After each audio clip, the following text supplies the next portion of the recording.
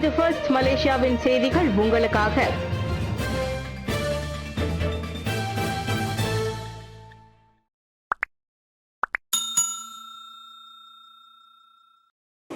VTA சான்றிதழ் இல்லாத 3 சக்கர வாகனங்கள் சாலையில் செல்ல தடை. அமைச்சர் அந்தோனி லோக். வாகன வகை ஒப்புதல் சான்றிதழ் VTA பெறாத 3 சக்கர வாகனங்கள் இனி நாட்டின் எந்த சாலையிலும் பயன்படுத்த அனுமதிக்கப்படாது என்று போக்குவரத்து அமைச்சர் அந்தோனி லோக் சியூஃபுக் தெரிவித்துள்ளார். பயணிகளை ஏற்றி செல்லும் வாகனங்களின் பாதுகாப்பு அம்சங்கள் உள்ளிட்ட பல காரணிகளை கருத்தில் கொண்டு இந்த முடிவு எடுக்கப்பட்டுள்ளது என்றும், சிறு தொழில் வியாபாரிகளின் விவசாய பொருட்கள் அல்லது பிற தேவைகளுக்காக 3 சக்கர வாகனங்களை பயன்படுத்த விரும்பினால் போக்குவரத்து அமைச்சு அதற்கான உதவிகளை வழங்க தயாராக உள்ளதாகவும் அவர் தெரிவித்தார். புதிய மாடல்களில் மாற்றங்கள் செய்யப்பட வேண்டியிருந்தாலும் அவற்றுக்காக VTA ஒப்புதல் பெறும் நடைமுறைகளில் சாலை போக்குவரத்து துறை JPJ முழுமையான விளக்கமும் தொழில்நுட்ப உதவியும் வழங்க உள்ளது. மேலும் VTA பெறாத வாகனங்களை பயன்படுத்தினால் அதனால் ஏற்படும் ஆபத்துகள் அனைத்தையும் பயனாளி தானே ஏற்க வேண்டும் என்றும், சட்டத்துக்கு இணங்காததால் காப்பீட்டு பாதுகாப்பு, சாலை வரி செலுத்துதல் உள்ளிட்ட பல நன்மைகளையும் இழக்க நேரிடும் என்றும் அறிவிக்கப்பட்டது. ஈக்களில் இருந்து கூட தொற்று பரவும் அபாய நிலை. அமெரிக்காவில் ஸ்க்ரூவர்ம் எனப்படும் புதிய தொற்று. அமெரிக்கா மேரிலாந்தில் சதையை உண்ணும் நியூ வேர்ல்டு ஸ்க்ரூவர்ம் எனப்படும் புதிய தொற்றுநோய் ஒன்று கண்டறியப்பட்டுள்ளது. CDC மற்றும் மேரிலாந்து சுகாதாரத்துறை இதுகுறித்து கருத்து தெரிவிக்க மறுத்தாலும் மாநில அரசு அதிகாரிகள் சம்பவத்தை உறுதிப்படுத்தியுள்ளனர். ஸ்க்ரூவர்ம் எனப்படும் ஒட்டுண்ணி ஈக்கள் வெப்ப இரத்தமுள்ள விலங்குகளின் காயங்களில் முட்டையிட்டு அதன் குஞ்சுகள் வெளிவந்தவுடன் சதையை துளைத்து உண்ணுகின்றன என்று அறியப்படுகின்றது. சிகிச்சை அளிக்கப்படாவிட்டால் கால்நடைகள் அல்லது பாதிக்கப்பட்டவர்கள் உயிரிழக்கக்கூடும் என்றும் மருத்துவ அதிகாரிகள் கூறுகின்றனர். இச்சம்பவம் தற்போது மாநில கால்நடை மருத்துவர்களுக்கும் தொழில் பிரதிநிதிகளுக்கும் மட்டுமே தெரிவிக்கப்பட்டுள்ளதால் பொதுமக்களுக்கு தகவல் கசிவதற்கு வாய்ப்பு குறைவாக இருப்பதாக கூறப்படுகிறது.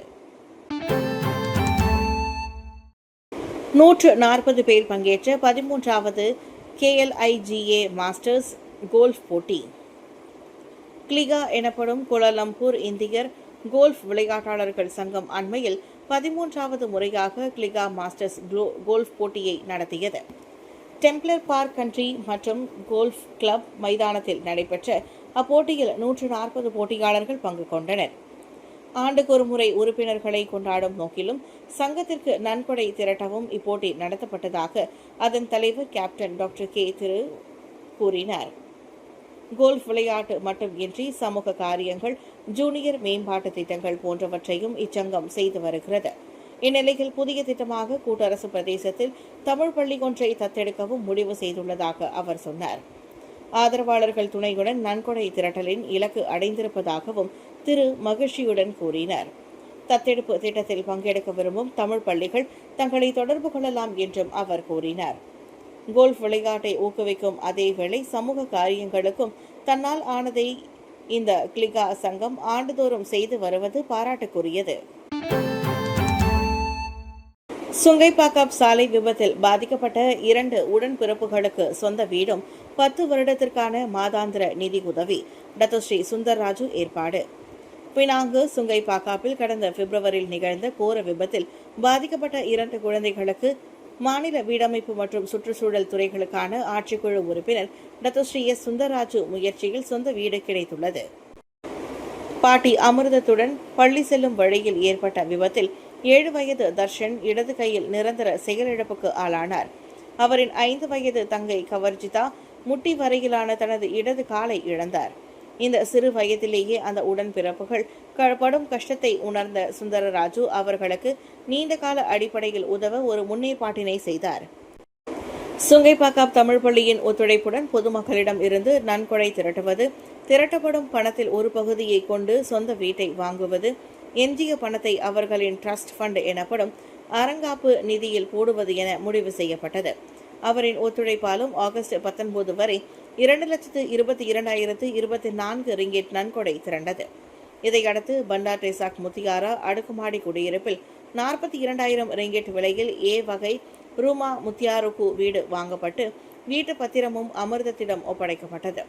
சுந்தர் ராஜுவுடன் மாநில மாவட்ட கல்வி இலாக்கா அதிகாரிகள், சுங்கைப்பாக்கம் தமிழ் பள்ளி தலைமை ஆசிரியர் சரவணன் அண்ணாமலை, தமிழ் பள்ளி மேலாளர் வாரிய தலைவர், பெற்றோர் ஆசிரியர் தங்கள் தலைவர் உள்ளிட்டோரும் அவ்வகையில் அந்த வருகையில் இடம்பெற்றனர்.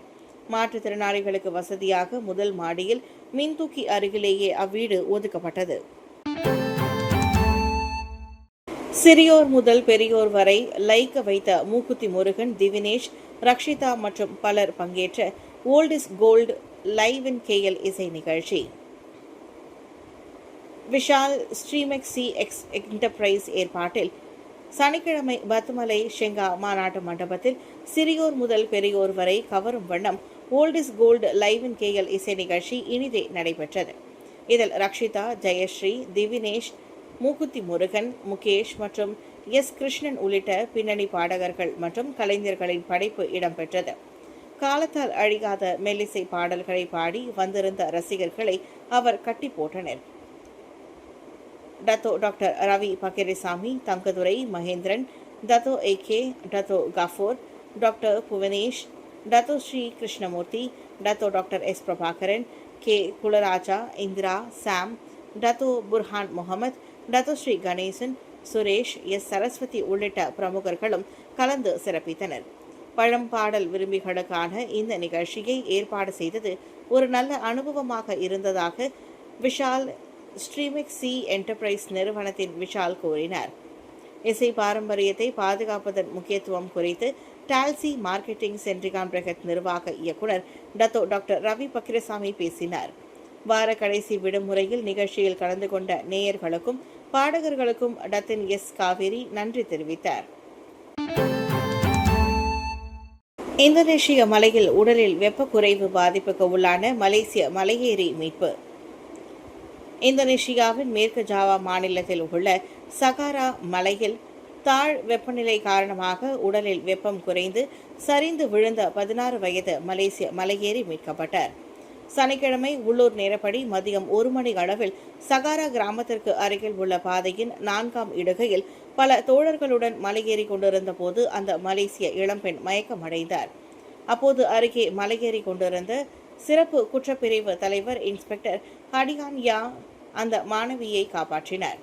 அம்மாணவி கீழ்த்தள முகாமிற்கு தூக்கிச் செல்லப்பட்டு பின்னர் அங்கிருந்து மோட்டார் சைக்கிளில் பேஸ் கேம்பிற்கு கொண்டு செல்லப்பட்டதாக அதிகாரிகள் தெரிவித்தனர். முதலுதவி அளிக்கப்பட்டு மேல் சிகிச்சைக்காக சுகாதார மையத்திற்கு அழைத்து செல்லப்படுவதற்கு முன்பு அந்த மாணவி சுயநினைவுக்கு திரும்பியதாக போலீஸ் வெளியிட்ட அறிக்கையில் தெரிவிக்கப்பட்டது. வாஷிங்டன் தெருக்களில் அமெரிக்க தேசிய காவல் துருப்புகள் ஆயுதங்களை எடுத்து செல்ல தொடங்குவர்.